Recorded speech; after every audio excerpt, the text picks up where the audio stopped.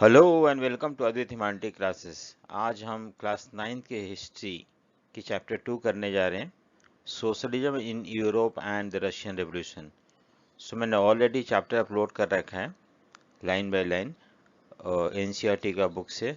अब यहाँ पे हम क्वेश्चन आंसर फॉर्म में करने जा रहे हैं और ये पहला क्वेश्चन है हमारा, what were the views point of liberals. So हमें पहले जानना है लिबरल्स होते कौन है, क्योंकि हम इसमें लिबरल्स के बारे में पढ़ेंगे, कंजर्वेटिव्स के बारे में पढ़ेंगे, रेडिकल्स के बारे में पढ़ेंगे। ठीक है। So liberals wanted a nation that tolerate all religion, यानी कि ऐसे लोग जो सारे धर्म के लोगों को टॉलरेट करते हैं। ऐसा नहीं कि वो चाहते हैं किसी एक धर्म का डोमिनेंस हो, किसी एक धर्म का ही बोलबाला हो, सारे धर्म के लोग साथ में मिलकर रहे, ऐसा है इनका मानना। Liberals also oppose the uncontrolled power of dynastic rule. यहाँ पे ये ऐसा नहीं है, ये चाहते हैं कि राजा हो लेकिन राजा जो है वो कॉन्स्टिट्यूशन के बेसिस पे काम करे, ऐसा राजा नहीं जो जिसके ऊपर कोई कंट्रोल ना हो।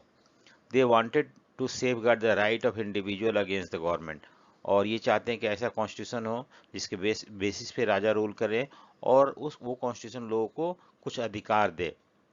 ठीक है। सो दे थर्ड पॉइंट है, they argued for the representative elected parliamentary government and independent judiciary. So यहाँ पे ये भी है कि एक इंडिपेंडेंट जुडिशरी चाहते हैं, जुडिशरी किसी कंट्रोल में ना हो, राजा के एग्जीक्यूटिव लेजिस्लेचर किसी कंट्रोल में ना हो, और पार्लियामेंट्री गवर्नमेंट की बात करते हैं। ठीक है। सो ये पार्लियामेंट्री गवर्नमेंट और इंडिपेंडेंट जुडिशरी की बात करते हैं। नेक्स्ट है, however they were not democrats. Question आ जाता है कि क्यों ऐसा, why liberals are not called democrats. क्यों? इसलिए क्योंकि they did not believe in universal adult franchise. Universal adult franchise में तो होता है सबको राइट टू वोट मिले, those who are above specific age, may be 21 हो सकता है या 25 हो सकता है, चाहे वो मेल या फीमेल हो, सबको राइट टू बोले। लेकिन ये लोग ऐसा नहीं मानते थे, वो चाहते थे कि सिर्फ मैन ऑफ प्रॉपर्टी, वो लोग जिनके पास प्रॉपर्टी हो और वो मैन हो, उन्हीं को राइट टू वोट मिलना चाहिए, और इस तरह से वुमेन के राइट टू वोट को लोग अपोज करते हैं, and that is the reason why they are called non democratic. ठीक है। सो ये लिबरल्स का व्यू है। नेक्स्ट आता है हमारा कि रेडिकल्स क्या सोचते थे। सो रेडिकल भी कुछ ग्रुप ऑफ पीपल हैं वहाँ पे, उनका अपना सोच है। सो देखते हैं radicals wanted a nation in which government is based on majority. ठीक है। सो ये मेजोरिटी यानी कि अगर मान लो इलेक्शन होता है, इलेक्शन में जिस पार्टी को ज़्यादा सपोर्ट मिलता है, ऐसे लोगों का गवर्नमेंट होना चाहिए। ठीक है। So many radical supported right to vote for women, लेकिन इनका जो लिबरल्स ये अलग कैसे थे, इनको इन्होंने राइट टू वोट की बात करी थी कि वुमेन को भी राइट टू वोट मिलना चाहिए और मेल को भी मिलना चाहिए। They are not against private property. देखो एक और चीज़ है, इंपॉर्टेंट एस्पेक्ट है प्राइवेट प्रॉपर्टी। सो ये अगेंस्ट ये, but did not like more wealth should be there in the hand of the rich people. देखो ऐसा नहीं था कि चाहते थे प्राइवेट प्रॉपर्टी खत्म हो जाए, ये चाहते थे प्राइवेट प्रॉपर्टी रहे, लेकिन ज़्यादा लैंड जो है वो कंसंट्रेट नहीं होना चाहिए रिच पीपल के हाथ में। ठीक है। So basically they wanted private property, और they wanted that land should be distributed among everybody. So that is their demand. ठीक है। What were the view point of conservative. So मैंने तीन आइडियोलॉजी के बारे में, एक तो रेडिकल, दूसरा लिबरल और तीसरा कंजर्वेटिव। कंजर्वेटिव मतलब पुराने ख्यालात के लोग या ऐसे लोग जो राजा सिस्टम को सपोर्ट करते हैं, उनको हम कंजर्वेटिव बोलते हैं। Earlier in the 18th century conservatives had been oppose to idea of change. पहले पहले मतलब होता है कि 1700 में, या जो कंजर्वेटिव थे before French revolution, basically conservative नहीं चाहते थे कि कोई चेंज हो, जैसे चलता आ रहा है वैसे चले, वही अरिस्टोक्रेसी, मोनार्की, चर्च, ये सब चलता रहे। दे did not want any change in the existing system. ठीक है। जो हमने फ्रेंच में पढ़ा था कि तीन स्टेट थे, I mean first state, second state, third state, इस तरह का चलता रहा। By 19th century they accepted that some changes were needed, लेकिन बाद में इनको रियलाइज हुआ कि नहीं नहीं नहीं, हमें कुछ चेंज तो लाना ही पड़ेगा अगर हमें कंटिन्यू करना है, हमें रूल करना है तो। At the same time they wanted, और दूसरी बात है ये जो चेंज है ना, ये चाहते थे कि पास्ट को रेस्पेक्ट करें, और दूसरा चीज़ चाहते थे चेंज जो आए वो स्लोली आए, ये नहीं कि बहुत सडन चेंज आ जाए जिससे कि पूरा सिस्टम जो है बिखर जाए। तो ये चीज़ इनका सोचना था। सो ऐसे लोगों को हम कंजर्वेटिव बोलते हैं। बेसिकली किंगशिप जो हो गया, monarchy, I mean churches, third state, ये सिस्टम चला रहे, और जो जो फर्स्ट और सेकंड स्टेट उनको प्रिविलेज मिलता रहे, तो ये सब चीज़ इनका इनका डिमांड था। नेक्स्ट आता है कि what changes did the industrialisation bring to the society. अब देखो, पहले फ्यूडलिज्म था, फ्यूडल लॉर्ड्स होते थे उनके, एंड ये फ्यूडलिज्म जो था वो एग्रीकल्चर बेस्ड सोसाइटी था, जहाँ पे कि लैंड ओनर्स हो गए और फार्मर्स हो गए, ये इनका रिलेशनशिप था। लेकिन हम देखते हैं कि 17वीं सेंचुरी में इंडस्ट्री लगना शुरू हो गया। आपको पता है कि इंग्लैंड में इंडस्ट्रियलाइजेशन शुरू हो गया, आई मीन इंडस्ट्रियल रेवोल्यूशन शुरू हुआ, और उसके बाद से धीरे धीरे ये इंडस्ट्रीज, अब जो प्रोडक्शन होता था इंडस्ट्री के थ्रू हुआ करता था, इंडस्ट्री लगने शुरू हो गया, तो ये इवन रशिया में भी फैल गया, रशिया में भी इंडस्ट्री इंडस्ट्री लगना शुरू हो गया। It was a time when the new economic and social changes were taking place. It was time when new cities came up, नए नए सिटी आने लगे, नए इंडस्ट्रियल रीजन डेवलप हुए वर्ल्ड में, रेलवे बढ़ा। तो इस तरह से हम देखते हैं कि बहुत सारे चेंजेस आना शुरू हो गया। पहले agriculture land was more important, but now cities develop. दूसरी बात है इंडस्ट्रियल एरिया डेवलप हो गए, बहुत सारे ऐसे एरिया जहाँ पे इंडस्ट्री लगना शुरू हो गया, रेलवे डेवलप हुआ, और ये बेसिकली हम देखते हैं कि वहाँ पे इंडस्ट्रियल रेवोल्यूशन शुरू हो गया, इंडस्ट्रीज आना शुरू हो गए। इंडस्ट्रियलाइजेशन ब्रॉट मैन, अब जैसे शहरों में इंडस्ट्री लगा, तो गांव से लोग जो है वो मूव करके शहरों की तरफ आने लगे, बच्चे हो गए, मेन हो गए, और बच्चे बच्चे वेमेन मेन सब कोई फैक्ट्रीज में आके काम करना शुरू कर दिया। लेकिन इतना ज़्यादा, अब जब सप्लाई ज़्यादा होता है स्पेशली वर्कफोर्स का, तो वहाँ एक्सपेक्टेशन होता है, तो अब ये जो इनका वर्किंग आवर था बहुत ज़्यादा था, 15-15 घंटे काम करने पड़ते थे। दूसरी बात है उनका जो वेजेज मिलता था वो भी बहुत लो था। तो ये सारे दिक्कतें लोगों को फेस करना पड़ा। Unemployment is common. अब जैसे क्या था कि ऐसा नहीं था कि जो भी गांव से शहर आते थे उनको काम मिल ही जाता था, ठीक है, particularly during the time of low demand. तो कभी कभी ऐसा था कि सीजन नहीं होता तो उस समय प्रोडक्शन कम होता था, तो लोगों को नौकरी नहीं मिलती थी।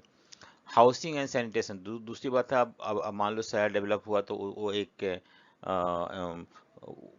कुछ लोगों के लिए डेवलप हुआ, मे भी मान लो 10,000 लोगों के लिए, लेकिन अचानक से वहाँ गांव से लोग मूव करके शहर में आ जाते हैं, वहाँ पे 20-50 हजार लोग रहना शुरू कर देते हैं, तो ऑटोमेटिकली हाउसिंग का प्रॉब्लम होगा, गंदगी होना शुरू हो जाएगा, और इस तरह से हम देखते हैं कि ये प्रॉब्लम भी फेस करना पड़ा as a result of industrialisation, ठीक है। सो इंडस्ट्रियलाइजेशन से क्या क्या चेंजेज आया, तो ये चेंज, नए सिटी डेवलप हुआ, इंडस्ट्रियल रीजन आया, रेलवे एक्सपैंड हुआ। दूसरी बात है कि वर्किंग आवर, जो गांव से लोग आए शहरों में काम करने के लिए, वर्किंग आवर ज़्यादा हो, ज़्यादा काम करना पड़ता था, कम पैसा मिलता था, अनएम्प्लॉयमेंट भी होता था, वहाँ पे उनको वर्कर्स को दिक्कत होती थी, हाउसिंग प्रॉब्लम था, सैनिटेशन था, ये सारे प्रॉब्लम था।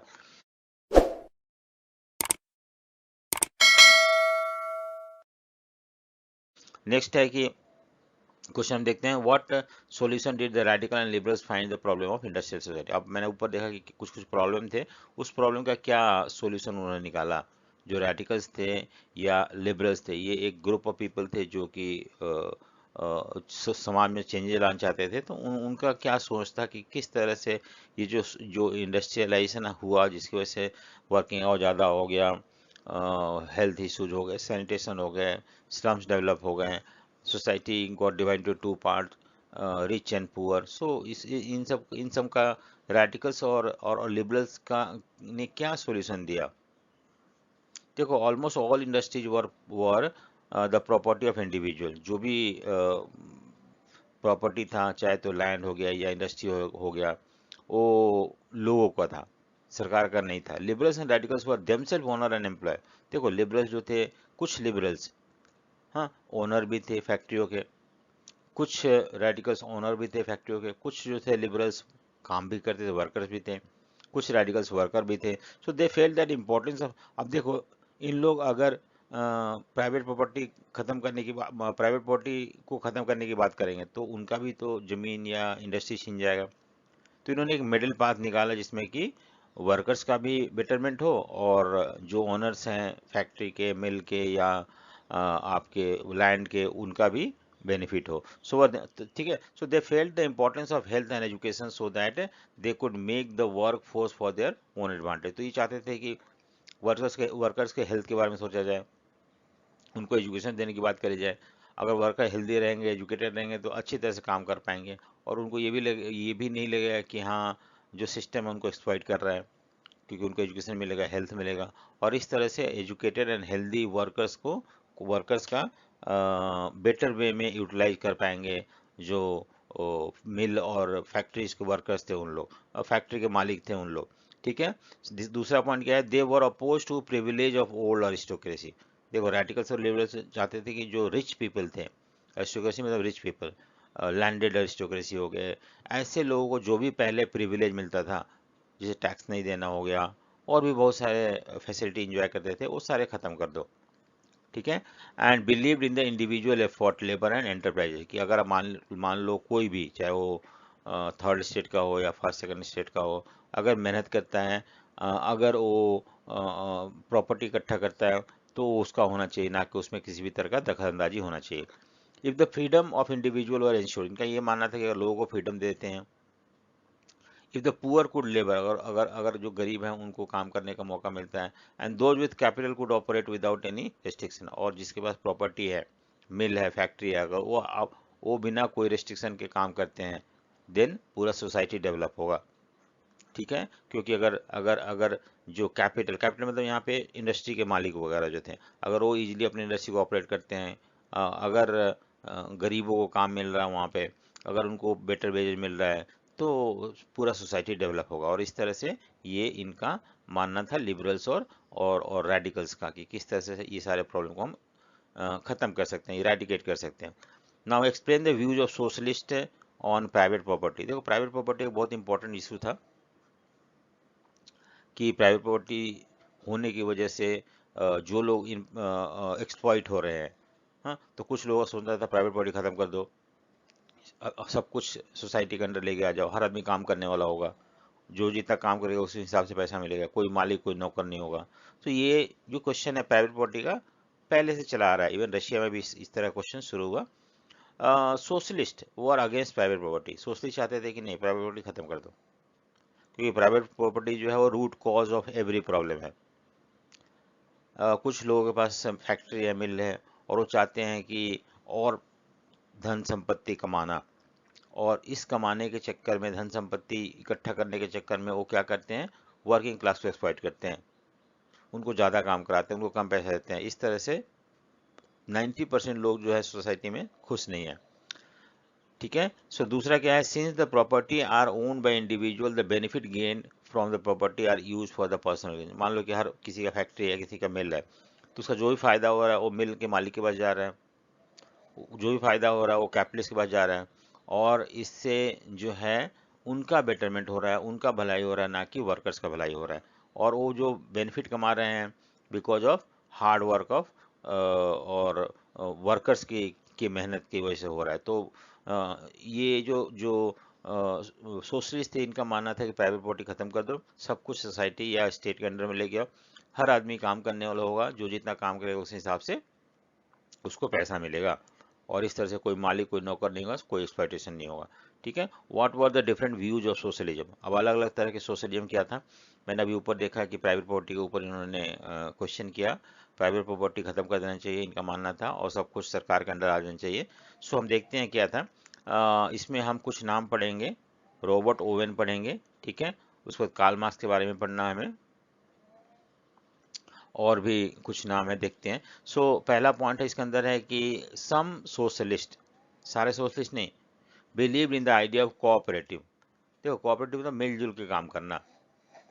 जैसे मान लो एक गांव है, ठीक है, एक गांव है, इसमें इतना जमीन है, इतना लोग रहते हैं यहाँ पे, ये अब किसी के पास छोटा जमीन है इस तरह का, किसी के पास बड़ा जमीन है, किसी के पास छोटा है, इस तरह से जमीन है, लैंड है। अब हर आदमी, अब छोटा ज़मीन होने की वजह से इस ज़मीन को हम बेटर वे में यूटिलाइज नहीं कर पाते हैं, क्योंकि एक गरीब फार्मर के पास उतना ज़्यादा पैसा नहीं होता है कि वो मॉडर्न मेथड यूज कर सके। तो हम अगर हम चाहते हैं कि पूरा सोसाइटी का डेवलपमेंट हो, सारे लोग मिल के खेती बाड़ी करना चाहिए, सारे ज़मीन को एक साथ पुल करना चाहिए, and everybody will contribute their labour, और जो भी प्रोडक्शन होगा that will be distributed among those who have contributed, जो लोगों ने योगदान दिया उसके हिसाब से उनको उनको प्रॉफिट का हिस्सा मिलना चाहिए। इस तरह से प्रॉफिट कोई और नहीं ले जाएगा, बल्कि आपस में बढ़ जाएगा, and this is called cooperative. I wanted to build a cooperative society called New Harmony in Indiana. Indiana India का नहीं है, यूएसए का है। यूएसए में एक स्टेट है, वहाँ पे इस तरह का new harmony cooperative community setup किया था रॉबर्ट ओवेन ने। Other sources fail that the cooperative could not be build on a large scale through individual effort. तो देखो, ऐसा नहीं था कि जो कुछ सोशलिस्ट थे उनका मानना था कि अगर अगर लोग कोशिश करते हैं, लोग मेहनत एफर्ट लगाते हैं, तो कोऑपरेटिव बनाना पॉसिबल है नहीं। उनका मानना था कि गवर्नमेंट जो है should encourage cooperative and setup them. So government ये जिम्मेदारी ले, रिस्पॉन्सिबिलिटी ले कि कोऑपरेटिव सेटअप करना है और वही सेटअप करे तो ही पॉसिबल हो सकता है। For example in France, Louis blank अभी भी ये भी एक सोशलिस्ट थे। इनका क्या मानना था, wanted government to encourage cooperative and replace capitalist enterprises. तो इनका ये मानना था कि कोऑपरेटिव जो है उसको गवर्नमेंट एनकरेज करना चाहिए। सो ये दूसरा पॉइंट का एक कंटिन्यूएशन एक तरह से। फर्स्ट पॉइंट में तो रॉबर्ट ओवेन बोलते हैं कि हमें हमें कोऑपरेटिव सेटअप करना चाहिए, प्राइवेट इंडिविजुअल, और मिलजुल के खेती बाड़ी करना चाहिए या प्रोडक्शन करना चाहिए। लेकिन लुई ब्लैंक मानते हैं कि नहीं नहीं नहीं, गवर्नमेंट जब तक इनिशिएटिव नहीं लेगा तब तक हम कोऑपरेटिव सक्सेसफुल नहीं हो सकता है। लेकिन और एक बहुत इंपॉर्टेंट नाम है जिनका नाम है कार्ल मार्क्स। तो कार्ल मार्क्स क्या बोलते हैं, ठीक है, एंड फ्रेडरिक एंजल, इनका मानना था also oppose the capitalist system. So ये सोशलिस्ट बेसिकली कैपिटलिस्ट सिस्टम को अपोज करते ही करते हैं, ठीक है। तो ये लोग अपोज करते थे, इवन कार्ल मार्क्स हो गया, फ्रेडरिक एंजल हो गया, या लुई ब्लैंक हो गए, या यहाँ पे और एक नाम था रॉबर्ट ओवेन। ये लोग प्राइवेट प्रॉपर्टी के खिलाफ थे, लेकिन प्राइवेट प्रॉपर्टी को खत्म करके क्या लाना चाहिए उसके बारे में ये लोग बात कर रहे हैं यहाँ पे। System according to Karl Marx, तो कार्ल मार्क्स भी कैपिटलिस्ट सिस्टम के अपोज करते थे। According to Marx, capitalist take away the profit produce by workers. ये मैंने अभी बताया कि एक्चुअली वर्कर्स काम करते हैं, उनकी वजह से प्रॉफिट होता है और सारे प्रॉफिट कैपिटलिस्ट दे देते हैं। कैपिटलिस्ट मतलब पूंजीपति, मालिक। The condition of worker did not improve under the system of private property. Private property में कैपिटलिज्म, इसमें कंडीशन ऑफ वर्कर, क्योंकि कॉम्पिटिशन है, हर कैपिटलिस्ट चाहता है मैं अपना सामान ज़्यादा बेचूं, और बहुत एक ही तरह का सामान बहुत सारे लोग प्रोड्यूस कर रहे हैं, तो मार्केट में आप ज़्यादा चार्ज नहीं कर सकते प्रॉफिट ज़्यादा अर्न करने के लिए। अब कहाँ पे आप प्रॉफिट कमाओगे, तो फैक्ट्री सिस्टम में, वहाँ पे आप कम दोगे लोगों को, जो वर्कर्स है उनको कम पैसा दोगे, उनका कंडीशन इंप्रूव करने की कोशिश नहीं करोगे, बैड कंडीशन में काम करेंगे जहाँ से कि पैसा बच सके, और इस तरह से एक्सप्लॉइट होता था, ठीक है। सो इस चीज़ को कार्ल मार्क्स बोलते हैं कि जो कैपिटलिस्ट सिस्टम है वो ठीक नहीं है वर्कर्स के लिए, और इसको ख़त्म करना चाहिए, और प्राइवेट प्रॉपर्टी ख़त्म कर दो, और जो मिल है, फैक्ट्री है, सब कुछ that should be control by society as a whole. It means society as a whole मतलब ये होता है कि गवर्नमेंट, ठीक है, तो गवर्नमेंट कंट्रोल करना चाहिए, और कोई मालिक नहीं होगा, कोई नौकर नहीं होगा, सब कोई काम करने वाला होगा, और इस तरह से एक्सप्लॉइटेशन खत्म हो जाएगा।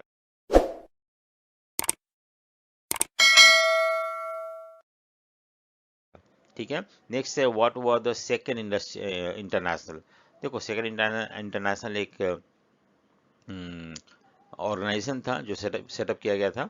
देखो, बाई 1817 मतलब आपको पता है कि 1917 में रशियन रेवोल्यूशन हुआ था, हम उससे पहले की बात करते हैं। Socialist idea spread through Europe. अब जो सोशलिस्ट आइडिया था, कार्ल मार्क्स या और भी बहुत सारे ऐसे लोग थे जो सोशलिस्ट आइडिया, फिर से बता रहा हूँ, सोशलिस्ट आइडिया मतलब प्राइवेट प्रॉपर्टी खत्म करना, सब कुछ, everything should be brought under the control of government या सोसाइटी एज ए होल, ऐसे आइडिया को हम बोलते हैं सोशलिस्ट आइडिया। तो ये आइडिया ऐसा नहीं था कि यूरोप में नहीं था, क्योंकि जैसे इंडस्ट्री कैपिटलिस्ट था। कैपिटलिस्ट मतलब होता है कि पूंजीपति, मालिक, फैक्ट्री मिलों के, ये सिस्टम तो था ही, और इस सिस्टम में बहुत ज़्यादा एक्सप्लॉइटेशन हो रहा था वर्कर्स को। 90% ऑफ वर्कर जो थे ऐसे सिस्टम में खुश नहीं थे।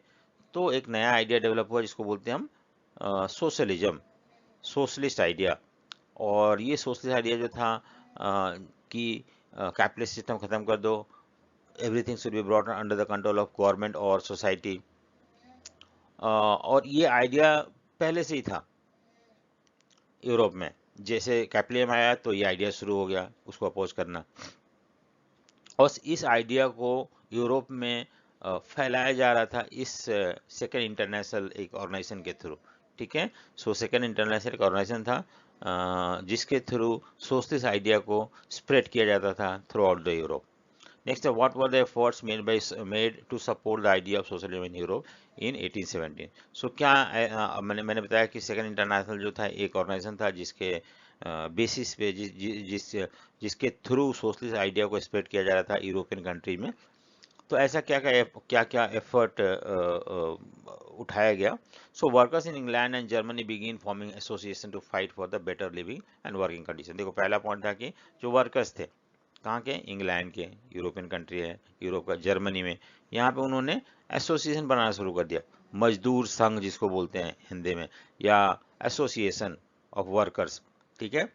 और इन्होंने एक जब ग्रुप बना लिए तो इनका बार्गेनिंग पावर पहले के मुकाबले बेटर हो गया। बार्गेनिंग पावर मतलब अगर मान लो सब ग्रुप मिल के बोलते हैं कि हमें वेजेज बढ़ाना है, सब ग्रुप मिल के बोलते, वर्कर्स के ग्रुप मिल के बोलते हैं कि हमें बेटर वर्किंग कंडीशन चाहिए, तो मालिक को मानना पड़ेगा, अदरवाइज स्ट्राइक कर देंगे या नुकसान हो सकता है।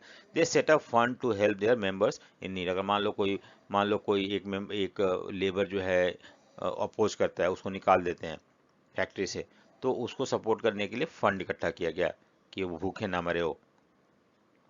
रिडक्शन इन द वर्क, और ये मांगते थे कि जो वर्किंग आवर है वो कम हो जाए। मैंने बताया 15-15 घंटे काम कराते थे, तो ये इसको कम हो जाए 10 से 8 घंटे। राइट टू वोट मिले उनको भी, ठीक है। इन जर्मनी, ये हम बता रहे हैं इंग्लैंड के बारे में, इंग्लैंड और जर्मनी में इस तरह का शुरू हुआ। जर्मनी में these association worked closely with the socialist democratic party. देखो ये मैंने अब जैसे मान लो इंडिया है, इंडिया में बहुत सारे पार्टी है, कांग्रेस है, बीजेपी है, और भी बहुत सारे पार्टी हैं, कम्युनिस्ट पार्टी है। हम वो पार्टी को बोलते हैं कि basically they are the party of workers, farmer के पार्टी होते हैं, and they work for these people.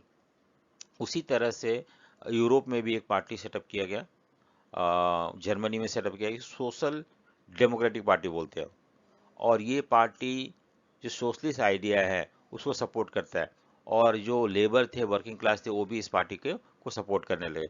और इस तरह से उन्होंने बहुत सारे सीट्स भी जीत लिए यूरोपियन जर्मनी में। लेकिन इतना नहीं जीत पाए जिसे कि इंडिपेंडेंट सरकार बना पाए, ये ध्यान रखना।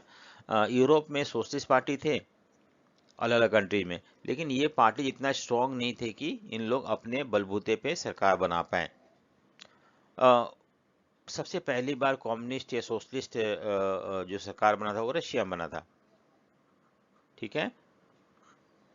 ये आइडिया तो यूरोप में था, बट ये आइडिया पॉलिटिकल पार्टी भी बने सारे देशों में, लेकिन वो लोग अपने बलबूते पे सरकार नहीं बना पाए, इतना सीट्स नहीं जीत पाए। देखो ये 1905 socialist and trade unionist form the labour party. अब ये इंग्लैंड की बात करते हैं, यहाँ पे लेबर पार्टी बना, यहाँ पे सोशल, जर्मनी में, ये जर्मनी की बात कर रहे हैं, और ये ब्रिटेन की बात करें, यहाँ पे भी सोशलिस्ट पार्टी एक अलग नाम से बनाया गया, इसको लेबर पार्टी बोलते हैं in Britain, and A socialist party in France, और ये भी एक सोशलिस्ट पार्टी जो फ्रांस बनाया गया।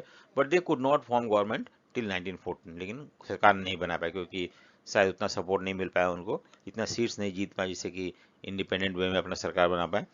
Socialist parties, due to their strength in parliament in different European countries, affected legislation law, but government continue to be run by conservative, liberals and radical। देखो क्या था कि ऐसा नहीं था, मान लो कि एक पार्लियामेंट है, पार्लियामेंट में अगर 200 सीट है, तो इनको मान लो 30 मिला या 40 मिला या 50 मिला, तो 50 मेंबर थे इनके, बाकी तो कंजर्वेटिव या लिबरल्स या रेडिकल्स के मेंबर थे। तो इन लोग दबाव डालते थे लॉ बनाने में, बस सिर्फ दबाव डाल सकते थे, ना कि अपने बलबूते पे कोई लॉ पास कर सकते थे वर्किंग क्लास के लिए, वर्कर्स के लिए, ठीक है। सो समझ में आया ये पॉइंट। अब नेक्स्ट हम पॉइंट मूव करते हैं, what were the political, economic and social conditions of Russia by year 1914। सो हम धीरे धीरे मूव कर रहे हैं रशियन रेवोल्यूशन की तरफ। आपको पता है रशियन रेवोल्यूशन 1917 में हुआ था, और एक फरवरी में हुआ था और दूसरा अक्टूबर में हुआ था।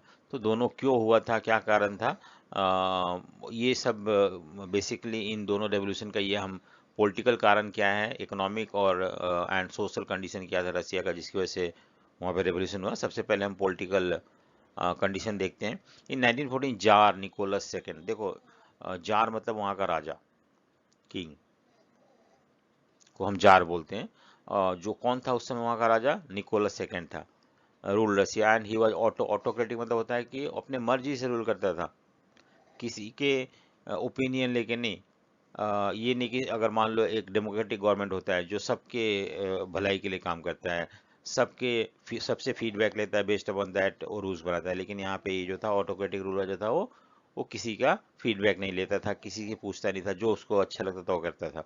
तो एक तरह से ये डिक्टेटरशिप था जो लोगों को पसंद नहीं था। Beside the territory around Moscow, the Russian empire included current day Finland, Latvia, Lithuania, Estonia, part of Poland, Ukraine. देखो ये सारे कंट्री जो थे, फिनलैंड हो गया आपका,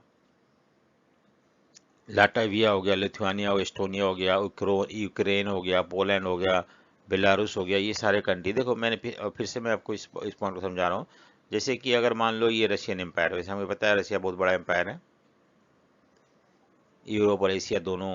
हाँ, तो जो जार था, जार मतलब जो वहाँ का राजा था, वो एक इम्पेरियलिस्ट था। इम्पेरियलिस्ट मतलब क्या होता है कि वो बिलीव करता था छोटे छोटे कंट्री को कैप्चर करना और उसको अपने में ला के उसको रूल करना, ठीक है।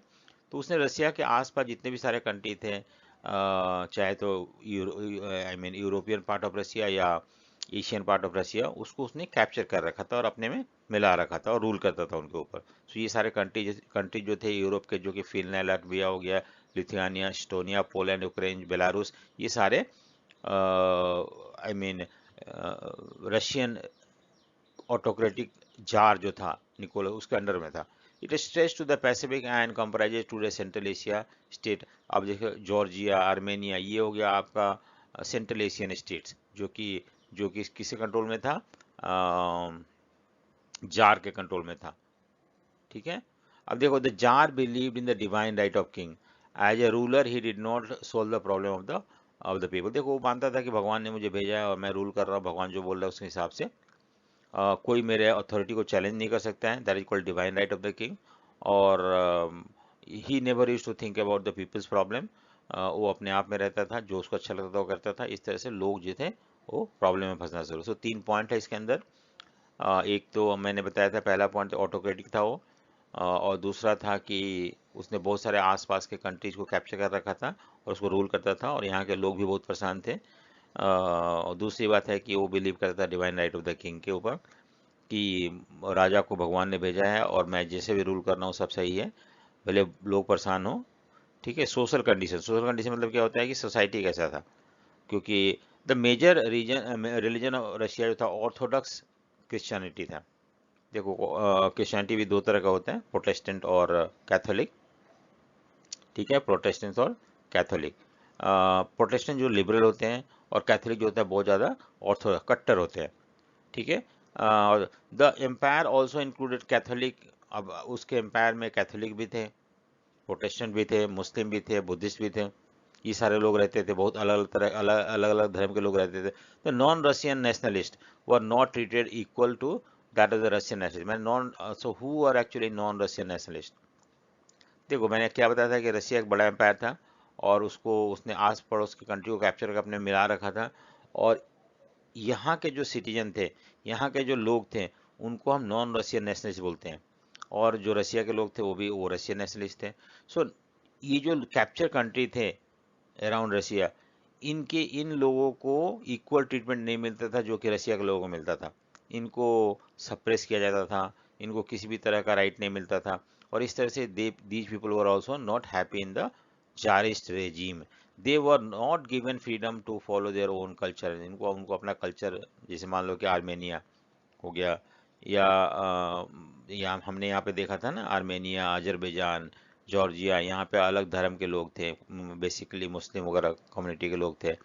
तो इनको अपना धर्म या अपना कल्चर फॉलो करने का परमिशन नहीं था, इसलिए ये लोग खुश नहीं थे। तो सोसाइटी में भी हम देखते हैं कि क्रिश्चियनिटी, अलग अलग धर्म के लोग रहते थे, और जो दूसरे धर्म के लोग, जो एक्चुअली रशिया का ज़्यादातर लोग जो था ऑर्थोडॉक्स क्रिश्चियनिटी थे, बाकी धर्म के लोगों को सप्रेस किया जाता था, उनको अपना कल्चर, अपना रिलीजन, अपना लैंग्वेज को प्रमोट करने का या फॉलो करने का परमिशन नहीं था, इसलिए they were not happy. Economic condition क्या था, industries were founded in pocket, मतलब कहीं कहीं, मान लो पूरा इतना बड़ा रशिया है तो इसमें कहीं यहाँ पे इंडस्ट्री है, यहाँ पे इंडस्ट्री है, यहाँ पे इंडस्ट्री, इस तरह से पॉकेट में था।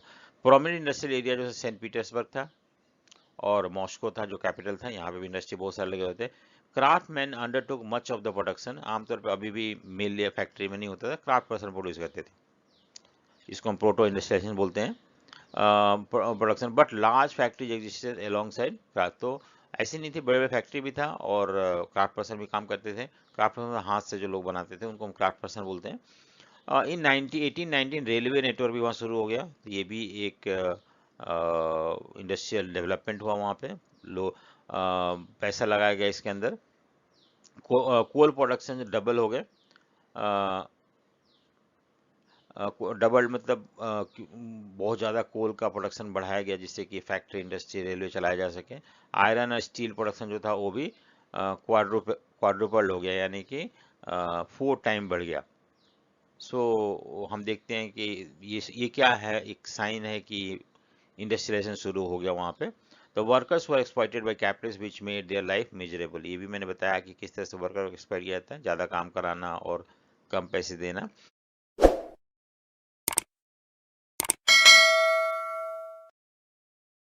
How were the peasants in Russia different from the that of the other countries, ठीक है, तो हम इम्पोर्टेंट क्वेश्चन है, आता है वैसे।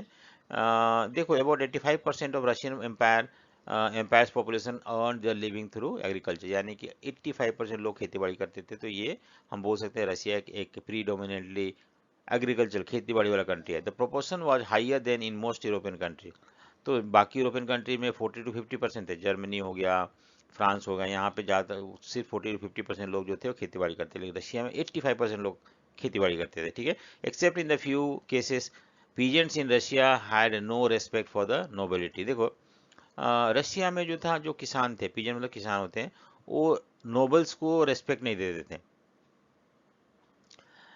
नोबल जो थे इनको सप्रेस करते थे, पीजेंट्स को, किसानों को, और जो पावर उनको मिलता था, अथॉरिटी मिलता था सप्रेस करने के लिए, ये किससे मिलता था? राजा के थ्रू, जार से मिलता था, not through the local population, ठीक है। But in France it is not so, France में क्या था, पीजेंट जो थे रेस्पेक्ट करते थे नोबल्स को, क्योंकि नोबल्स, जैसे देखो क्या है कि मान लो कोई जमींदार है, जमींदार एक तरह से नोबल्स होते हैं, और एक दूसरा जमींदार है, ठीक है। अब मान लो यहाँ पे जमींदार बहुत क्रूर है, क्रूएल है, और पीजेंट्स को सप्रेस करके रखता है, ठीक है, क्योंकि उसको स्टेट का सपोर्ट मिला हुआ है और उसकी मदद से, आर्मी की मदद से, पुलिस की मदद से सप्रेस करता है। और एक जगह है कि यहाँ पे भी पीजेंट्स काम करते हैं, लेकिन ये सोचते हैं ये हमारे माई बाप हैं, इनकी वजह से हमारे घर में चूल्हा जल रहा है, हमारे घर में खाना मिल रहा है, और इस तरह से ये रेस्पेक्ट करते थे। तो ये जो चीज़ था फ्रांस में था, ठीक है। फ्रांस में nobles they use to get respect from the peasants, but Germany में ऐसा नहीं, सॉरी, रशिया में ऐसा नहीं था। रशिया में जो power, I mean landed aristocracy को मिलता था वो राजा से मिलता था, और राजा के मदद के आर्मी या पुलिस या उनकी अथॉरिटी के बलबूते पे वो किसानों को सप्रेस करते थे। तो ये डिफरेंस था एक, तो पहला डिफरेंस 85% था, 40 और 50% यहाँ पे था फ्रांस में या जर्मनी में। दूसरा था कि रशिया में पीजेंट जो थे वो रेस्पेक्ट नहीं करते नोबल्स को, लेकिन फ्रांस में करते थे। Russian peasants pool there land, Russia में थोड़ा सा हम देखते हैं कि वहाँ पे सोशलिज्म आ गया था। यहाँ पे जो रशिया में जो जो किसान थे वो अपना ज़मीन को एक साथ इकट्ठा करते थे, and finally they used to cultivate, ठीक है। और इस तरह से कोऑपरेटिव या ब्रिंगिंग लैंड टुगेदर या सोशलिज्म, धीरे धीरे यहाँ पे लोग उस चीज़ पे बिलीव करते थे, और सो दिस दे बिकम, और तो इस तरह से कोई स्टेट का इनिशिएटिव, जैसे मैंने बताया था ऊपर की, कुछ ऐसे सोशलिस्ट का मानना था कि स्टेट को इनिशिएटिव लेना चाहिए, लेकिन यहाँ पे पहले से ही किसान इस तरह का सोच रखते थे कि हमें अगर मिलजुल के खेती बाड़ी करते हैं और जो भी प्रॉफिट है उसको आपस में बांटते हैं तो ज़्यादा बेनिफिशियल रहेगा। तो ये चीज़ था रशिया में, लेकिन ये चीज़ यूरोपियन कंट्री में नहीं था, स्पेशली फ्रांस वगैरह में हम नहीं था, ठीक है। What were the workers in Russian different, ये भी इंपॉर्टेंट क्वेश्चन है कि रशिया के वर्कर जो थे कैसे यूरोपियन कंट्री के वर्कर से डिफरेंट थे। पहले ऊपर क्वेश्चन हमने पूछा पीजेंट्स कैसे डिफरेंट थे। Workers are divided social groups, तो ये रशिया में हम देखते हैं कि डिवाइड थे बहुत ज़्यादा। Unlike in European countries, workers in Russia जो थे वो डिवाइड थे किसके बेसिस पे? स्किल के बेसिस पे। कुछ जैसे मेटल वर्कर थे, उनको बहुत ज़्यादा इज्जत मिलता था, पैसा मिलता था। सुपीरियर अरिस्टोक्रेटिक वर्कर बोलते हैं उनको। Among the workers, this is so because their occupation demanded more training and skill। तो इनके पास ज़्यादा ट्रेनिंग ज़्यादा स्किल होता था। आज भी ऐसा ही है, जिस काम में ज़्यादा ट्रेनिंग ज़्यादा स्किल में की जरूरत होती है और जो लोग वो ट्रेनिंग स्किल पाते हैं उनको ज़्यादा रिस्पेक्ट मिलता है। जो लोग बिना कोई ट्रेनिंग स्किल के काम करते हैं उनको बहुत कम पैसा भी मिलता है, एज वेल एज वो ज़्यादा आई मीन मान सम्मान नहीं मिलता है समाज में। सो हाँ, मेटल तो इस तरह से हम बोल सकते हैं रसिया में जो था सोशल वर्कर जो थे अलग अलग ग्रुप में बटे हुए थे। मेटल वर्कर जो थे ज़्यादा उनको सुपीरियर माना जाता था। Women made up 31% of factory labour force in 1914। तो औरतें भी काम करती थी, ये भी एक इम्पोर्टेंट एस्पेक्ट था। But they were paid less, लेकिन उनको कम, मेन के मुकाबले कम पैसा दिया जाता था। So division among workers showed themselves in dress. कपड़े के पहनाव में भी वर्कर्स के में कुछ डिफरेंसेस दिखते थे हमें, ठीक है। Some workers formed association to help member in the time of unemployment और financial hardship, but such association were few. तो वर्कर्स ने कुछ एसोसिएशन मतलब ग्रुप भी बना रखा था। और दूसरी बात है कि वो एसोसिएशन पैसा कलेक्ट करता था थोड़ा थोड़ा। अगर मान लो कोई वर्कर को कोई प्रॉब्लम हो तो उस समय इन लोग हेल्प करने के लिए आते थे। तो इस तरह से हम देखते हैं किस तरह से वर्कर जो थे वो डिफरेंट थे यूरोपियन कंट्री में और रशिया में। नेक्स्ट है, how did Russian peasants become natural socialist. मैंने बताया था ना कि रशिया में जो पीजेंट्स थे वो लोग अपना वहाँ पे कस्टम था कि लैंड को I mean they use to pull land together time to time और मिलजुल की खेती करते थे। और इसकी वजह से वो लोग नेचुरल सोशलिस्ट थे, ठीक है। नेचुरल सोशलिस्ट मतलब स्टेट का एफर्ट नहीं था, खुद ही उनके अंदर ऐसा था कि हम मिलजुल के खेती करेंगे तो हमें फ़ायदा होगा। और मिलजुल के काम करना, सोशल रिसोर्सेज को सोशली यूनाइट करना और उसमें काम करना को ही बोलते हैं हम natural socialist. What were the social Democrats and social revolutionary different in their approach. ठीक है। सो नेक्स्ट क्वेश्चन है कि किस तरह से सोशल डेमोक्रेट और social I mean social Democrats and social revolutionary अलग अलग पार्टीज थे, ये कैसे अलग थे। सोशल रेवोल्यूशनरी पार्टी, ठीक है, fought for the peasants' right and demanded that land belong to the nobles be transferred। इनका मानना था कि जो किसान, पीजेंट्स मतलब किसान होते हैं, उनको अधिकार मिलना चाहिए और जो लैंड बड़े बड़े जमींदारों के पास है, नोबल्स के पास है, उसको उनसे छीन के गरीबों में बांट देना चाहिए या पीजेंट्स में बांट देना चाहिए। लेकिन सोशल डेमोक्रेटिक जो कि लेनिन जिसका हेड था उसका अलग मानना था, with social revolutionary about. So Lenin felt that peasants were not one United group. देखो लेनिन का ऐसा मानना था कि सारे पीजेंट्स बराबर नहीं है, कुछ पीजेंट्स रिच भी हैं, कुछ पीजेंट्स के पास ज़्यादा ज़मीन है, कुछ पास कम ज़मीन है। तो इस तरह से अगर सब बराबर होते तो हम ठीक है लैंड लॉर्ड से ज़मीन छीन के इनको दे देते। सम वर पुअर, कुछ गरीब भी थे, कुछ रिच भी थे, कुछ वर्क एज ए लेबर काम करते थे, कुछ जो थे वो कैपिटलिस्ट मतलब पूंजीपति थे, उनके फैक्ट्री मिल थे जो। हाँ, so given these differences among them they could not all B part of the social movement. तो ये तो जिसको फायदा हो रहा है सिस्टम से वो तो कभी सोशल मूवमेंट के पार्ट बनेंगे नहीं, वो तो उनका अलग सोच रहेगा। तो इस तरह से सोशल डेमोक्रेटिक जो कि लेनिन हेड करता था, उनका ये मानना था कि सोशलिज्म आसानी से नहीं आ सकता है क्योंकि पीजेंट जो थे वो यूनाइटेड नहीं है, इक्वल ग्रुप नहीं है, उनमें डिफरेंसेस है और ये डिफरेंसेस उनको कभी भी एक साथ लेके नहीं आ पाएगा, ठीक है। What were the event preceding the 1905 revolution. So 1905 में एक रेवोल्यूशन होता वहाँ पे, और ऐसा क्या हुआ था जिसके बाद ये रेवोल्यूशन हो गया। देखो क्या था कि the year 1905 was a particularly bad one for the Russian workers. देखो रशियन वर्कर्स के लिए ये बड़ा अच्छा साल नहीं था। क्यों अच्छा साल नहीं था? प्राइजेस बढ़ना शुरू हो गया चीज़ों की। और देखो जैसे मान लो कोई चीज़ 10 रुपये मिल रहा है, ठीक है, और अचानक से ये 20 रुपये हो जाता है, तो हम बोल सकते हैं प्राइस 100% बढ़ गया, ठीक है। और अगर मान लो कोई लेबर को 1000 रुपीज पर मंथ मिलता है तो पहले 1000 रुपये में अगर मान लो वो कुछ सामान लेके आता था, अब आधा लेके आ पाएगा, यानी कि रियल परचेसिंग पावर जो है वो कम हो गया पहले के मुकाबले। The membership of workers association rose dramatically, और when 4 member of the assembly of Russian workers were dismiss at the Putilov Iron Works, there was call for strike. देखो क्या हुआ कि वर्कर का एसोसिएशन भी बढ़ गया था, बहुत ज़्यादा, बहुत ग्रुप बन गया था उनका। और हर फैक्ट्री में वर्कर्स के एसोसिएशन थे, संघ था, मजदूर संघ जिसको बोलते हैं। और अब एक आयरन फैक्ट्री था, पुटीलोग आयरन वर्क। यहाँ पे कुछ वर्कर्स को डिसमिस कर दिया गया, 4 वर्कर्स को, और इसको लेके वहाँ पे स्ट्राइक हो गया। और नेक्स्ट डे हम देखते हैं 1,10,000 वर्कर जो थे सेंट पीटर्सबर्ग में स्ट्राइक पे चले गए, और ये डिमांड करने लगे कि वर्किंग आवर जो है 8 घंटे का होना चाहिए, उनका वेज इंक्रीज होना चाहिए, इस तरह से। ठीक है।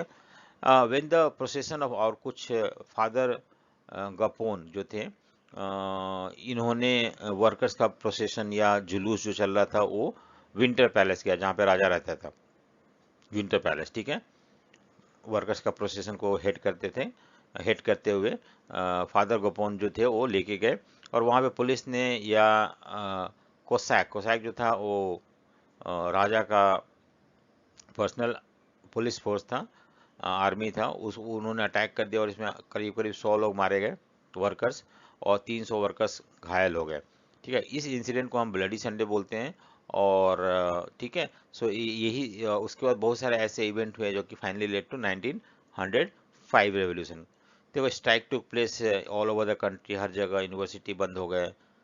इस इंसिडेंट के बाद स्टूडेंट जो थे वो वॉकआउट कर गए कॉलेज से या स्कूलों से, और उनको उनका उनका ये डिमांड था कि उनको कोई आज़ादी नहीं मिला, सिविल लिबर्टी नहीं मिला। लॉयर, डॉक्टर, इंजीनियर को भी ये बुरा लगा, और वो लोग भी एक तरह से इन यूनियंस के साथ मिल गए और डिमांड करने लगे कि एक कॉन्स्टिट्यूंट असेंबली बनाओ, एक ऐसा असेंबली बनाओ जो कि कॉन्स्टिट्यूशन वहाँ पे बनाए, और राजा कॉन्स्टिट्यूशन के बेसिस पे रूल करे, यानी कि लिमिटेड मोनार्की की बात करना शुरू कर दिया उन्होंने।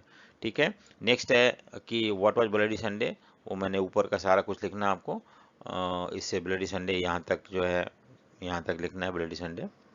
ठीक है। नेक्स्ट है आपको आता है what was explain the result of 1905। अब जो रेवोल्यूशन हुआ था 1905 में, जो हमने देखा था कि सब जगह स्ट्राइक होना शुरू हो गया था, सिर्फ पीजेंट्स या वर्कर्स नहीं बल्कि डॉक्टर्स, इंजीनियर, या इवन अदर पर्सन, टीचर वगैरह, they also went for strike, students.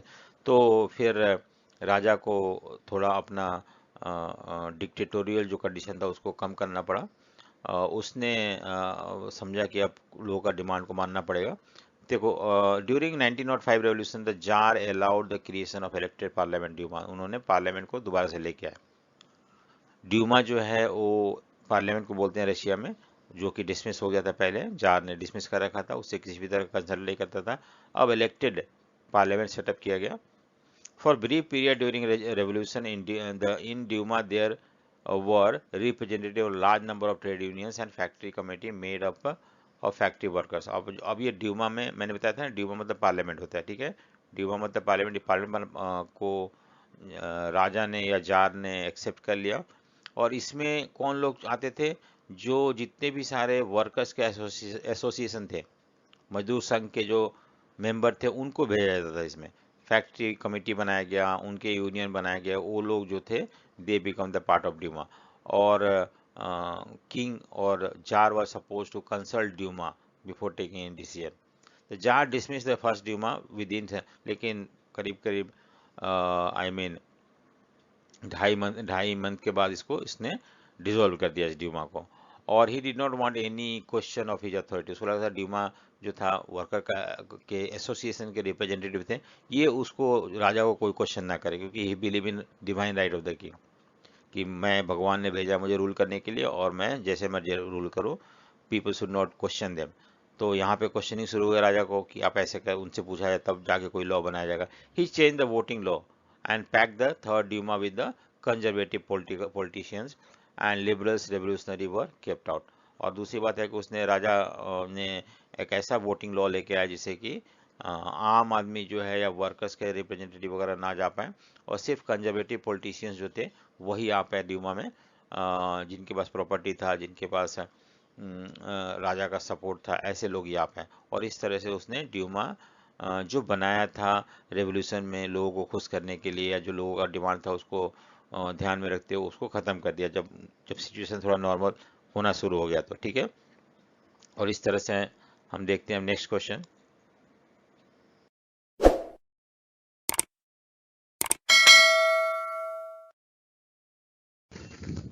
So next question है, what were the condition of Russia during first world war. ठीक है, फर्स्ट वर्ल्ड वॉर में रशिया का क्या कंडीशन था, आपको पता है फर्स्ट वर्ल्ड वॉर 1914 से 1918 तक चला था।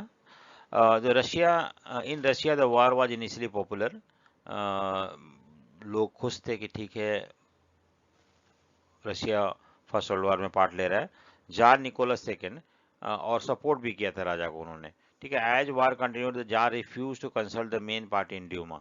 सपो और दूसरी बात, जैसे जैसे वार शुरू हो गया जार ने ड्यूमा, मैंने बताया ना ड्यूमा जो था वहाँ का पार्लियामेंट था और लोग चुन के आते थे उसमें, और उसको कंसल्ट करना बंद कर दिया मेन पार्टी जो था, और इसकी वजह से रशियन पीपल बिकम लेस। दूसरी बात है support from Russian people become less anti-German sentiment ran high as could be seen in the enemy। और दूसरी बात है कि रशिया एंटी जर्मन सेंटिमेंट जो था और ज़्यादा आपका शुरू हो गया रशिया में। जर्मनी को लोग नफरत करने लगे, और ये चीज़ हम देखते हैं कि वहाँ पे जो सेंट पीटर्सबर्ग था ना उसका नाम, ये जो जर्मन नेम था इसको बदल के उन्होंने पेट्रोगार्ड रख दिया जो कि रशियन ओरिजिन था नाम था। तो इस तरह से क्योंकि फर्स्ट वर्ल्ड वार में एक तरफ जर्मनी, इटली और ऑस्ट्रिया हंगरी था, दूसरी तरफ ब्रिटेन, फ्रांस, रशिया और इंग्लैंड था। ठीक है, यूएसए था। तो इस तरह से रसिया जो था, रशिया में पहले तो शुरू में फर्स्ट वर्ल्ड वॉर जो जब शुरू हुआ तो लोग सपोर्ट करते थे, लेकिन बाद में धीरे धीरे लोग अपोज करना शुरू कर दिए, क्योंकि जार ने ड्यूमा से कंसल्ट नहीं किया मेन पार्टी जो ड्यूमा में था। और दूसरी बात है कि एंटी जर्मन सेंटिमेंट जो था वो भी फैलना शुरू हो गया वहाँ पे। Russian army lost badly in Germany and Austria between 1914 1916। तो रशियन आर्मी भी बहुत सारे, करीब करीब 6 लाख रशियन आर्मी मारे गए थे। As a result of that, जब हारने के बाद वापस आ रहे थे तो उन्होंने सारे क्रॉप्स वगैरह डिस्ट्रॉय कर दिए। कहाँ पे, रशिया में डिस्ट्रॉय कर दिए, जिससे कि जो जर्मन आर्मी उनको फॉलो कर रहे थे उनको खाने पीने की कट ऑफ हो जाए, उनको खाना पीना ना मिले, और वो लोग वापस चले जाए। लेकिन इसकी वजह से जो जो रशिया के साउथ में जो पार्ट था, वो पार्ट जैसे मान लो ये रशिया है, जर्मनी आर्मी जो अंदर आ गए थे, तो इन्होंने क्या किया कि जब जो जो रशियन आर्मी वापस जा रहे थे, इन लोगों ने क्रॉप्स वगैरह को आग लगा दिया, जिससे कि जर्मन आर्मी को उनको खाना पीना का सप्लाई बंद हो जाए। और फाइनली हम देखते हैं कि रशिया के बहुत सारे लोग जो थे जो सदर्न पार्ट के, वो नॉर्थ की तरफ मूव कर गए, और उनका घर बार तो था नहीं, तो लोग रिफ्यूजी कैंप में रहना शुरू कर दिए। सो 3 मिलियन रिफ्यूजी जो थे move towards northern part of Russia. The war also had a severe impact on the industry. अब जैसे इंडस्ट्री पे भी इम्पैक्ट पड़ा, क्या इम्पैक्ट पड़ा था कि इंडस्ट्री जो थे वो, उनको रॉ मटेरियल जो था यूरोप से मिलता था, वार की वजह से आई मीन सप्लाई बंद हो गया, और इससे बहुत सारी इंडस्ट्री बंद हो गए। बहुत सारी इंडस्ट्री को हम उस समय अपडेट करना होता था, नए नए टेक्नोलॉजी लाना होता था, लेकिन इंडस्ट्री बंद होने की वजह से इंडस्ट्री सारे बेकार हो गए, और इससे भी बहुत ज़्यादा नुकसान हुआ रशिया को। रेलवे लाइन जो थे वो ब्रेक डाउन हो गए, जो लोग काम करने वाले थे उनको बुला लिया गया वार में लड़ने के लिए, तो लेबर शॉर्टेज हो गया, वो small workshop producing essential good जो थे वो बंद हो गए।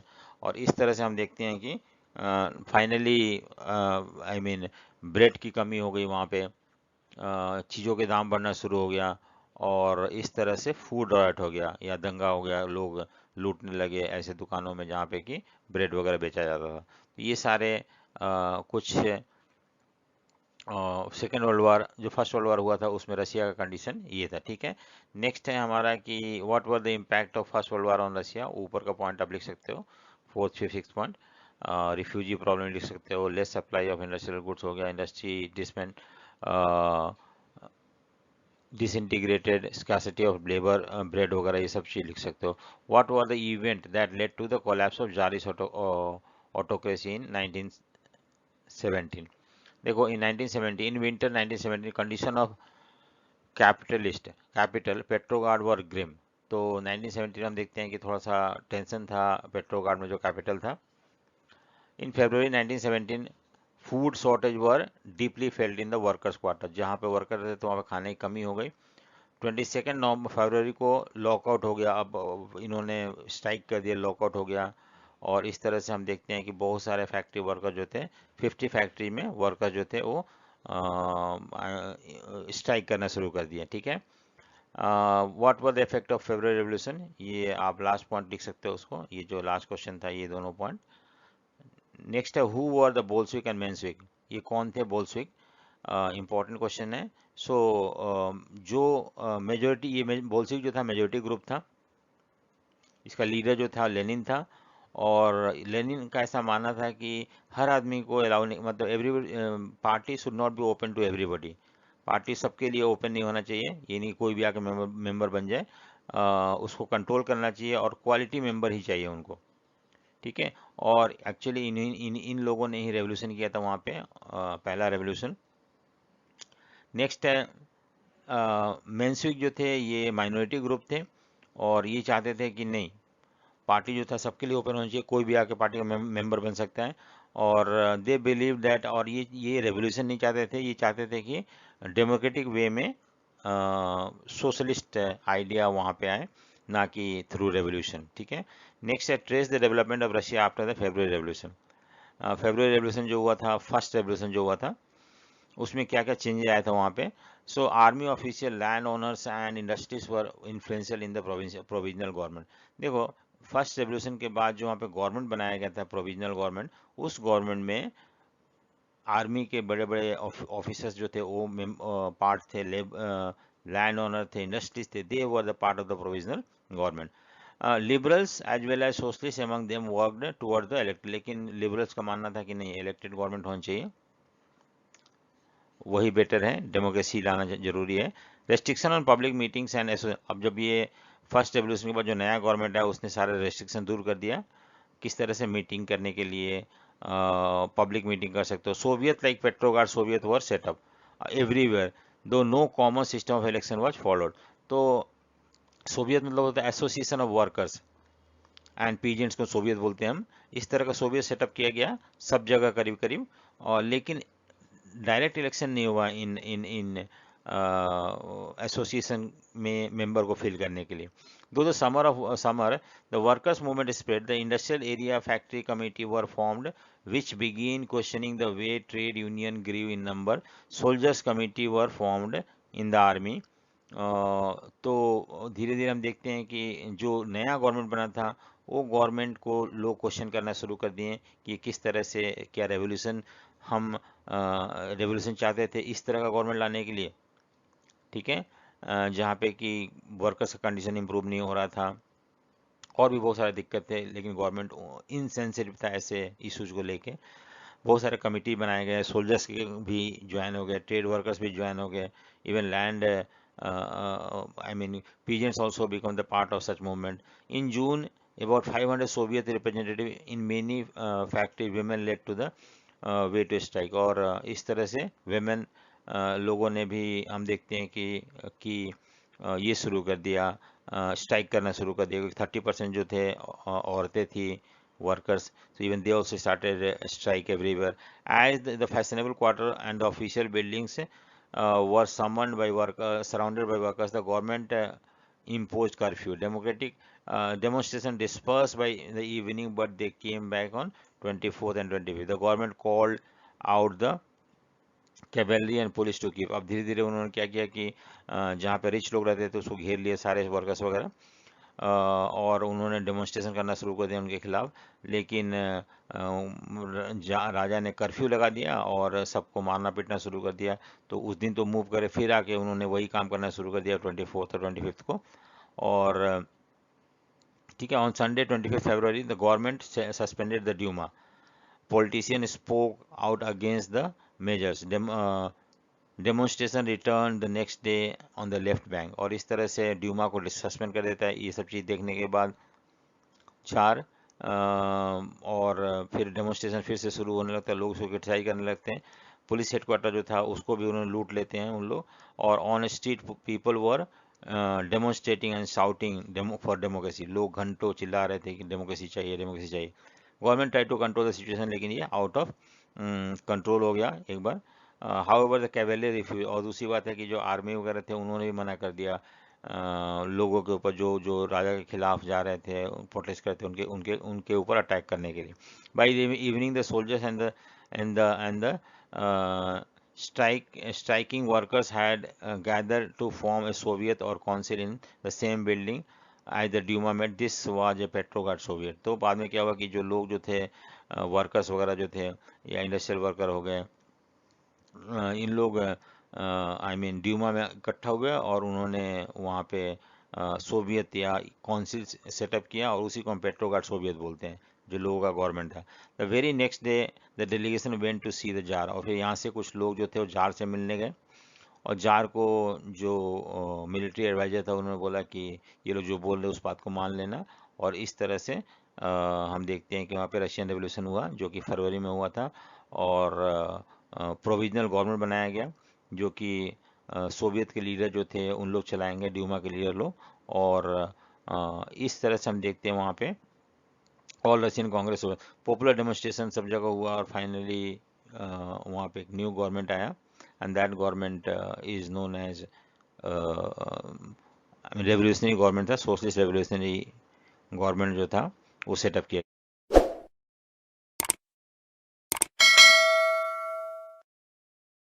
वहाँ पे। ठीक है, नेक्स्ट है what were the April thesis. April thesis जो था लेनिन ने शुरू किया था। इसने किया कि वार को ख़त्म कर दो, फर्स्ट वर्ल्ड वार में जो रशिया पार्टिसिपेट कर रहा है उसे विड्रॉ कर लो, लैंड जो था वो पीजेंट्स को दे दो या एक्चुअल डीलर्स को दे दो, और बैंक को नेशनलाइज कर दो। ये तीनों डिमांड जो था ना, एक तो पीस देना रशिया को by withdrawing from the war, first world war, दूसरा land to be transfer to peasants, और तीसरा जो था आपका तीसरा बैंक को नेशनलाइज करना। ये तीनों को ही अप्रैल थीसिस बोलते हैं। Three demands were Lenin's April thesis. ठीक है, how did the Bolshevik organise the October revolution. फिर देखो क्या हुआ कि सेकेंड रेवोल्यूशन हुआ, October revolution. Actually first revolution के बाद केरेंस्की का गवर्नमेंट आया, और ये गवर्नमेंट जो था जो भी प्रोमिस आई मीन फुल ये प्रॉमिस किए गए थे लोगों को कि हम पीस देंगे, लैंड जो ट्रांसफ़र कर देंगे हम पीजेंट्स को, और ये सब अप्रैल थीसिस का जो डिमांड था, नेशनलाइजेशन जो था और बैंक एंड अदर इंस्टीट्यूशन, ये भी नहीं पूरा हुआ। नॉन रशियन नेशनलिस्ट को इक्वल राइट नहीं मिला। तो इस सब चीज़ की वजह से दोबारा से रेवोल्यूशन हुआ। और जो ये रेवोल्यूशन किसने किया था, लेनिन ने, क्योंकि लेनिन जो था वो एग्जाइल में चला गया था, फाइनली वापस आता है and he conducted another revolution and finally Kerensky government was overthrown. And उसके बाद हम देखते हैं कि वहाँ पे दूसरा रेवोल्यूशन था जिसको अक्टूबर रेवोल्यूशन वो बोलते हैं, and then everything change now. ठीक है, so what were the main changes brought about by the Bolshevik immediately after the October revolution, या इफेक्ट क्या था, रिजल्ट क्या था। मोस्ट इंडस्ट्री बैंक ने, सो जो उन्होंने प्रॉमिस कर रखा था कि हम बैंक और इंडस्ट्री वगैरह को नेशनलाइज कर देंगे, उन्होंने कर दिया। ठीक है, जो अब जो था बैंकों का या इंडस्ट्री का मैनेजमेंट जो था वो गवर्नमेंट के अंदर आ जाता है। लैंड जो था वो वर्कर्स को दे दिया, I mean land were declare social property, ये किसी एक लैंडलॉर्ड का नहीं है, और पीजेंट्स को बोला गया कि तुम लोग लैंड नोबल्टी से छीन लो और खुद रख लो। सिटीज में बोल्शेविक बड़े बड़े जो रिच लोगों का घर था उसको उसको छोटे छोटे टुकड़ों में बांट दिया गया और वर्कर्स को दे दिया गया। They ban the use of old titles, जो अरिस्टोक्रेटिक राजा का टाइटल था उसको ख़त्म कर दिया गया। नए यूनिफॉर्म लाए गए ऑफिसर्स आर्मी के, जिससे कि ये ना लगे कि अभी भी पुराना सिस्टम और ये राजा का रूल चल रहा है। द बोल्शेविक पार्टी जो था वो अपना नाम बदल दिया, उसको रशियन कम्युनिस्ट पार्टी बना दिया। Bolshevik made peace with Germany, और उसने फर्स्ट वर्ल्ड वार से अपने आप को विड्रॉ कर लिया। तो इस तरह से रशिया को पीस मिल गया, शांति जो था, जो लड़ाई की वजह से नुकसान हो रहा था वो सब खत्म होने लगा। In the year that follow the Bolshevik become only party, और बाकी सारा पार्टी को बैन कर दिया गया। अब सिर्फ बोल्शेविक पार्टी वहाँ पे रहेगा, और सेंट्रलाइज प्लानिंग शुरू किया गया वहाँ पे। गवर्नमेंट ने हर चीज़ का प्राइस फिक्स कर दिया, इंडस्ट्रियल ग्रोथ शुरू हो गया, और इस तरह से रशिया एक डेवलप कंट्री बन जाता है। ठीक है, next examine the circumstances that led to civil war in Russia. तो उसके बाद जो नया अक्टूबर रेवोल्यूशन के बाद जो लेनिन का गवर्नमेंट बना था, उस गवर्नमेंट के खिलाफ जो कंजर्वेटिव्स थे या जो नॉन बोल्शेविक सोशलिस्ट पार्टी थे, लिबरल्स वगैरह, इन लोगों ने अपोज करना शुरू कर दिया। और और इन लोग, ये जो लीडर्स थे, इन लोग साउथ की तरफ मूव कर गए और वहाँ पे उन्होंने अपना आर्मी सेटअप किया और बाकी दूसरे कंट्री के राजाओं से मदद ली और इस तरह से सिविल वार शुरू हो गया। सिविल वार शुरू हो गया जिसमें कि British, America, France, Japanese troops जो थे वो जो जो जारिस्ट गवर्नमेंट था या जो प्रो जारिस्ट थे या जो सोशलिस्ट रेवोल्यूशन थे उनको मदद करना शुरू कर दिया। As these troops and Bolshevik fought civil war, और इसमें बहुत सारा प्रॉब्लम हुआ लोगों को। नेक्स्ट है what were the effect of establishing socialist society in Russia. देखो, सोशलिस्ट सोसाइटी मतलब मैंने बताया था आपको कि वहाँ पे सेंट्रलाइज प्लानिंग आया, सब कुछ सेंट्रल गवर्नमेंट प्लान करने लगा, किस तरह से ग्रोथ होना है, क्या होना है, कहाँ इंडस्ट्री लगना है। इंडस्ट्री प्रोडक्शन इंक्रीज, हाँ, पहले से 100% ऑयल, कोल और स्टील में प्रोडक्शन बढ़ गया। नए नए फैक्ट्री सेटअप किए गए। स्कूलिंग जो था वो स्कूलिंग सिस्टम डेवलप किया गया और इसमें वर्कर्स के लिए, पीजेंट्स के लिए अलाउ किया गया एंटर करने के लिए यूनिवर्सिटीज़ में या स्कूल में। क्रेचेस खोले गए जिसमें कि वुमेन जो थी अपने बच्चों को रख सकती है और काम कर सकती है। हेल्थ वगैरह प्रोवाइड किया गया, हॉस्पिटल प्रोवाइड किए गए, क्वार्टर्स डेवलप किए गए वर्कर्स के लिए। और इस तरह से अब जो गवर्नमेंट था वो वर्कर्स और पीजेंट्स के लिए काम करना शुरू कर दिया। नेक्स्ट है what were the emergency measures adopted by Stalin. तो Stalin, what were the emergency measure adopted by Stalin. तो देखो, लेनिन के बाद स्टेलिन आता है और ये ऐसा क्या क्या स्टेप उठाता है जिसकी वजह से रशिया डेवलप होना शुरू होता है। He believe that rich peasants and traders in the country sides were holding stocks in the hope of higher prices, this has had to be stop. देखो, इसका ऐसा मानना था कि जो गांव वगैरह में या कंट्री साइड में पीजेंट्स है, ट्रेडर्स है, उन लोग सामान इकट्ठा करके रख रहा है और मार्केट में रिलीज नहीं कर रहा है, जिसकी वजह से हर चीज़ का दाम बढ़े जा रहा है, तो उसको रोकना था किसी भी तरह से। इन 1928 party member tour the grain producing area. तो इसने अपने पार्टी के मेंबर को भेजा कि जाओ आप रूरल एरिया में और देखो कि कहाँ पे प्रोडक्शन हो रहा है और क्यों मार्केट में नहीं आ रहा है। Supervising grain collectors and raiding kulak. Kulak जो होते हैं बड़े बड़े पीजेंट्स होते हैं, वेल टू डू पीजेंट्स या रिच पीजेंट्स को बोलते हैं, वहाँ पे रेड किया गया। Even this did not help, इसकी वजह से भी हम देखते हैं कि सप्लाई नहीं बढ़ा और अभी भी मार्केट में शॉर्टेज था जिसकी वजह से प्राइजेस बहुत ज़्यादा था। As shortage continued the decision was taken to collectivisation of land. Important question है, कलेक्टिवाइजेशन ऑफ लैंड होल्डिंग आता है, किसने शुरू किया था और क्यों, what was the objective behind collectivisation of land holding. तो ये ऊपर जो मैंने 2 पॉइंट बताया, ये जो था आपका ऑब्जेक्टिव था, ये कारण था कि स्टेलिन ने कलेक्टिवाइजेशन ऑफ लैंड होल्डिंग किया था। It was argued that grain shortage were partly due to the small size of holding. Finally कुछ स्टडी के बाद ये पता चला कि नहीं, जो फार्मर के पास या किसानों के पास ज़मीन का जो साइज है वो छोटा है और छोटा होने की वजह से इन लोग मॉडर्न मेथड यूज नहीं कर पा रहे हैं।